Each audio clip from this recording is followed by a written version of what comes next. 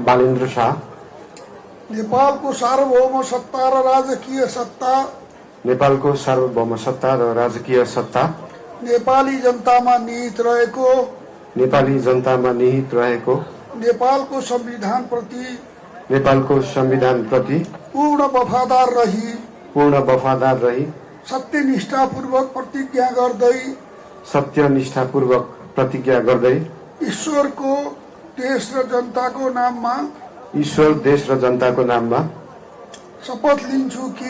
शपथ लिन्छु कि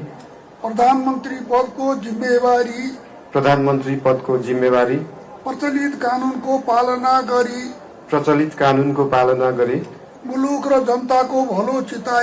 मुलुक र जनताको भलो चिताई कसैको डर नमानी पक्षपात नगरी पूर्वाग्रह वा खराब भावना नलिई ईमानदारीका साथ गर्नेछु र आफ्नो कर्तव्य पालनको सिलसिलामा आफूलाई जानकारीमा आएको कुरा म पदमा बहाल रहँदा वा नरहँदा जुनसुकै अवस्थामा पनि प्रचलित कानून